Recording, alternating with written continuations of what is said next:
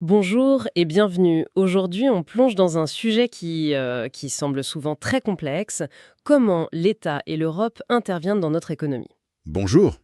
Oui, un sujet qui paraît technique, mais en fait, on va voir que la logique derrière est assez claire. C'est le but. On a une synthèse sur les politiques économiques et l'idée, c'est vraiment de décortiquer la machine, de parler de tout ça, mais dans le détail. C'est une bonne image.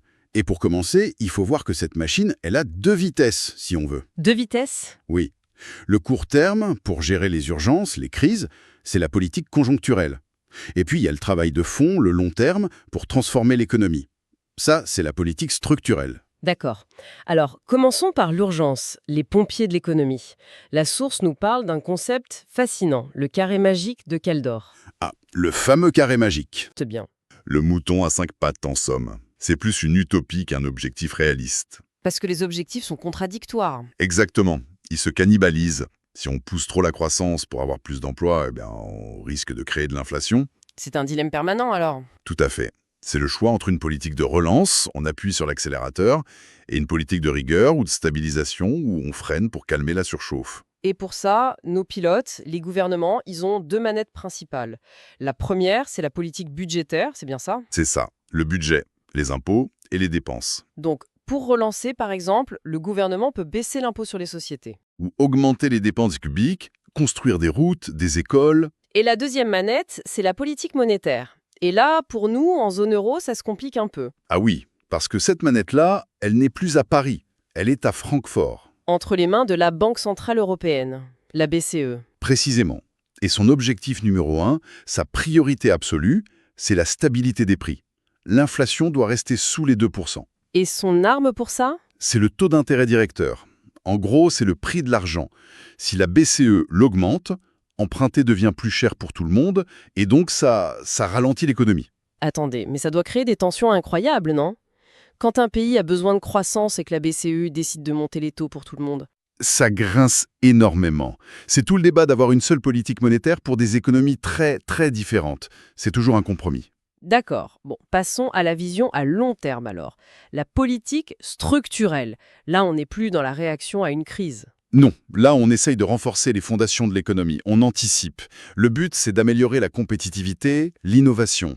Et concrètement, ça veut dire quoi? Les exemples sont variés. Ça peut être de réformer le marché du travail, d'investir massivement dans la recherche ou d'ouvrir certains secteurs à la concurrence pour faire baisser les prix. D'accord. Et par-dessus tout ça, il y a une sorte d'arbitre, l'Union européenne, qui fixe les règles du jeu. Exactement. On a déjà parlé de la BCE qui a le monopole de la monnaie. Mais ce n'est pas tout. Il y a aussi des règles budgétaires. Oui, et elles sont très strictes.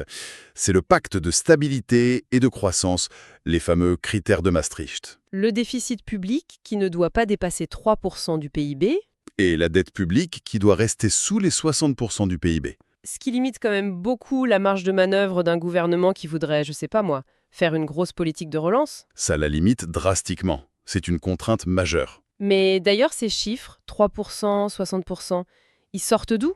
La source explique si c'est une loi économique absolue ou si... C'est une excellente question. La source n'entre pas dans ce détail, mais c'est un grand débat.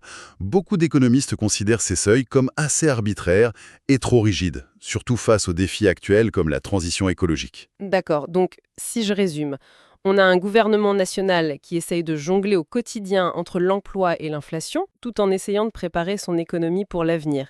Et tout ça sous le contrôle d'une politique monétaire unique et de règles budgétaires, disons, un peu datées. C'est une synthèse parfaite des tensions à l'œuvre. Ça semble presque impossible. C'est en tout cas très complexe. Et ça nous amène à une question de fond, peut-être pour réfléchir. Comment un pays peut-il concilier les choix démocratiques de ses citoyens, qui peuvent vouloir plus de services publics, plus de soutien, avec des contraintes européennes aussi chiffrées et rigides? Toute la politique actuelle est dans cette question. Tout le jeu se trouve dans cette quadrature du cercle.